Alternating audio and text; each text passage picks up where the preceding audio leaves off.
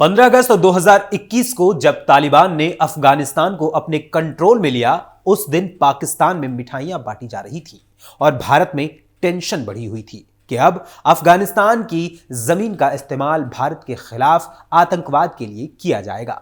लेकिन आज की तारीख में हालात पूरी तरीके से बदल गए हैं, जिसके बाद पाकिस्तान की रातों की नींद भी उड़ गई है। तो आखिर ऐसा क्या बदला है जिसने पाकिस्तान को बेचैन कर दिया है? आपको सब कुछ बताएंगे विस्तार से हमारी आज की इस स्पेशल स्टोरी में। नमस्कार, वंदे मातरम, कैपिटल टीवी देख रहे हैं आप और मैं हूं आपके साथ अखिलेश पांडे।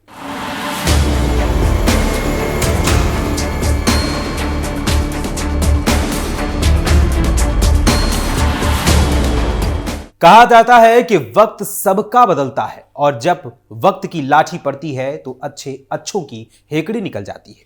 जिस तालिबान के अफगानिस्तान पर कब्जे पर पाकिस्तान मिठाइयां बांट रहा था, अब वही तालिबान पाकिस्तान का दुश्मन बन चुका है और उस पर ही कहर बरपा रहा है। और जिस भारत के खिलाफ तालिबान का समर्थन पाकिस्तान कर रहा था, वो अब भारत का दोस्त बनने के लिए बेकरार हो चुका है। दरअसल अभी हाल ही में दुबई में भारतीय विदेश सचिव विक्रम मिस्त्री और तालिबान के कार्यवाहक विदेश मंत्री आमिर खान मुत्ताकी के बीच एक बैठक हुई, जहां उस बैठक ने अफगान नेतृत्व के साथ अपने प्रभाव को बढ़ाने के भारत के इरादे को जता दिए हैं। भारत पिछले एक साल से धीरे धीरे तालिबान के साथ संबंधों को बढ़ा रहा है, लेकिन यह ताजा बैठक अपनी तरह की पहली उच्च स्तरीय बातचीत थी। भारत ने पिछले 20 सालों में अफगानिस्तान में सहायता और पुनर्निर्माण कार्यों में $3 बिलियन से अधिक का निवेश किया है और भारतीय विदेश मंत्रालय के एक बयान में बताया गया है कि दुबई में हुई इस बैठक में किन मुद्दों पर बातचीत हुई। भारत के मुताबिक क्षेत्रीय विकास, व्यापार और मानवीय सहयोग के साथ साथ विकास परियोजनाओं को फिर से शुरू करने और अफगानिस्तान में स्वास्थ्य क्षेत्र और शरणार्थियों का समर्थन करने के लिए एक समझौता किया गया है। यानी भारत एक बार फिर से अफगानिस्तान में विकास कार्यों को आगे लेकर जाएगा, जिसकी मांग तालिबान प्रशासन काफी लंबे वक्त से कर रहा था। हालांकि भारत की तरफ से इस बैठक को लेकर जो नहीं कहा गया, वो इस बैठक के समय और एजेंडे से स्पष्ट था। वो ये कि इसने क्षेत्र की भू राजनीतिक वास्तविकताओं में बदलाव का संकेत दे दिया है। तालिबान के विदेश मंत्री के साथ भारत की बातचीत उस वक्त हुई है जब पाकिस्तान ने अफगानिस्तान में हवाई हमले किए हैं, जिसकी भारत ने निंदा की है, जिसमें कम से कम 46 लोग मारे गए थे। पिछले साल नवंबर महीने में तालिबान ने मुंबई स्थित अफगानिस्तान वाणिज्य दूतावास में अपने कार्यवाहक वाणिज्य दूत की नियुक्ति की थी और इसे भी दोनों देशों के बीच संबंधों के सामान्यीकरण के चश्मे से देखा जाना चाहिए। हालांकि भारत सरकार ने नियुक्ति पर कोई टिप्पणी नहीं की, लेकिन यह समय उसी महीने भारत के विदेश मंत्रालय के संयुक्त सचिव की काबुल यात्रा से मेल खाता है। भारत में पढ़े अफगानिस्तान के पूर्व छात्र इकरामुद्दीन कामिल को तालिबान ने मुंबई वाणिज्य दूतावास में तैनात किया है, जो बताता है कि तालिबान भी भारत के साथ कितनी बेसब्री से संबंध सुधारना चाहता है। रूस, चीन, तुर्की, ईरान और उज्बेकिस्तान ने भी तालिबान को देश में मौजूद अपने दूतावासों के संचालन की इजाजत दी है। इससे पहले 2022 में भारत ने काबुल में अपने दूतावास को आंशिक रूप से फिर से खोलने के लिए एक छोटी तकनीकी टीम भी भेजी थी।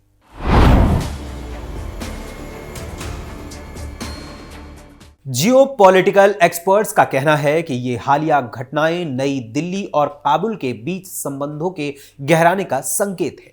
लेकिन अल जजीरा की रिपोर्ट में भारतीय think tank observer research foundation के उप निदेशक और फेलो कबीर तनेजा के मुताबिक ये कदम रणनीतिक बदलाव नहीं हो सकता है, जैसा कि ये प्रतीत होता है।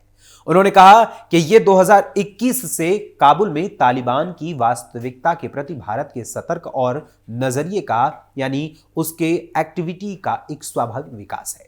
अन्य पड़ोसियों की तरह भारत के लिए भी तालिबान एक वास्तविकता है और अफगानिस्तान और अफगान लोगों की अनदेखी करना कोई विकल्प नहीं है। नई दिल्ली में Jindal school of international affairs के एसोसिएट प्रोफेसर राघव शर्मा ने इस पर सहमति जताई।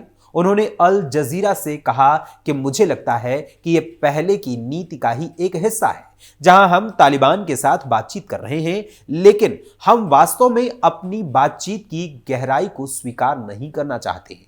लेकिन इस तरह की बातचीत से नीति शायद ही कभी उभरी हो। जब तालिबान के साथ कूटनीतिक जुड़ाव की बात आती है तो हम हाशिए पर ही हो रहे हैं। उन्होंने वॉशिंगटन इंस्टीट्यूट के एक स्टडी का हवाला देते हुए कहा, जो एक अमेरिकी थिंक टैंक है जिसे तालिबान के साथ अंतरराष्ट्रीय जुड़ाव का विश्लेषण किया है। अध्ययन में पाया गया कि कतर, चीन और तुर्की जैसे देश तालिबान के साथ संबंध विकसित करने में अग्रणी है, जबकि पाकिस्तान प्रभाव के मामले में 5वें नंबर पर है। शर्मा ने कहा कि भारत इस सूची में भी नहीं है।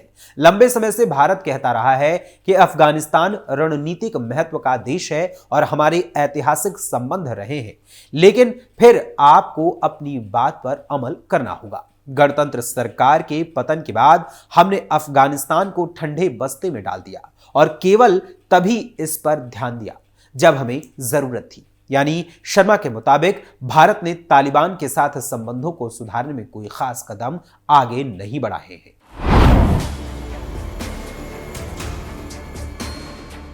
अल जजीरा की रिपोर्ट के मुताबिक भारत ने पिछले 20 सालों में अफगानिस्तान में सहायता और पुनर्निर्माण कार्यों में $3 बिलियन से अधिक का निवेश किया है। तालिबान के कब्जे के बाद ऐसा माना जाने लगा था कि भारत का यह निवेश अब डूब चुका है।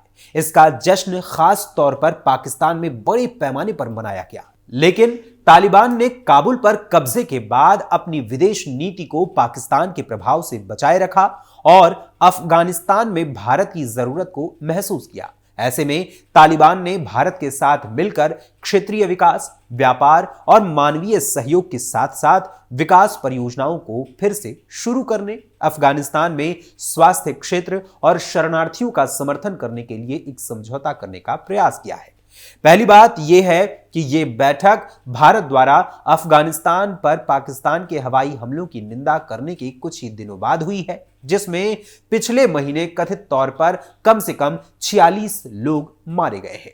यह बैठक पिछले साल नवंबर में मुंबई में अफगान वाणिज्य दूतावास में तालिबान द्वारा एक कार्यवाहक वाणिज्य दूत की नियुक्ति के तुरंत बाद हुई है। हालांकि भारत सरकार ने नियुक्ति पर कोई टिप्पणी नहीं की, लेकिन यह समय उसी महीने भारत के विदेश मंत्रालय के संयुक्त सचिव की काबुल यात्रा के समय से मेल खाता है। तालिबान ने भारत में एक पूर्व अफगान छात्र इकरामुद्दीन कामिल की मुंबई में तैनाती, जो अब तालिबान राजनयिक बन गए हैं, उनकी की है। ऐसे में भारत भी रूस, चीन, तुर्की, ईरान और उज्बेकिस्तान सहित उन देशों की बढ़ती सूची में शामिल हो गया है जिन्होंने तालिबान को अफगान दूतावासों में संचालन करने की अनुमति दी है। इससे पहले 2022 में भारत ने काबुल में अपने दूतावास को आंशिक रूप से फिर से खोलने के लिए एक छोटी टेक्निकल टीम भी भेजी थी।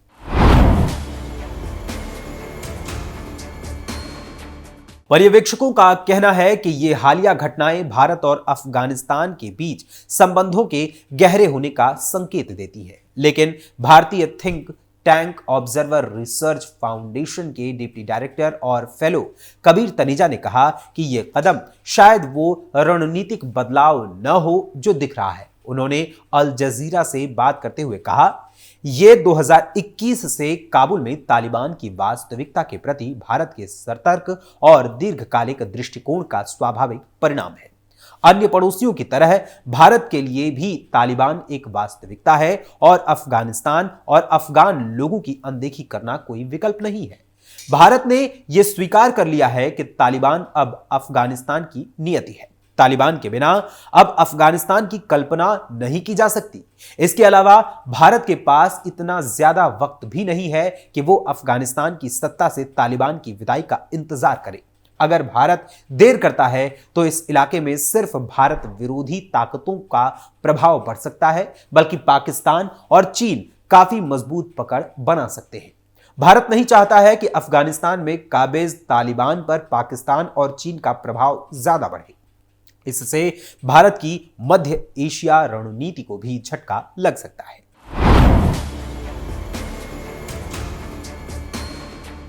भारत की कोशिश अफगानिस्तान में पाकिस्तान के प्रभाव को कम करना है। इसके साथ ही तालिबान को साधकर मध्य एशिया में अपनी पहुंच को भी बढ़ाना है। भारत ने इसके लिए तालिबान को साधना शुरू कर दिया है। तालिबान से दोस्ती के बिना अफगानिस्तान की जमीन का इस्तेमाल नहीं किया जा सकता। अफगानिस्तान की तालिबान हुकूमत की भी मंजूरी है कि वो भारत के साथ काम करे। इससे तालिबान को व्यापार से लेकर अंतरराष्ट्रीय मंचों पर भी भारत का साथ मिल सकता है। साथ ही अफगानिस्तान भी पाकिस्तान से अपनी निर्भरता खत्म करना चाहता है, जो भारत के साथ दोस्ती के बाद ही मुमकिन है।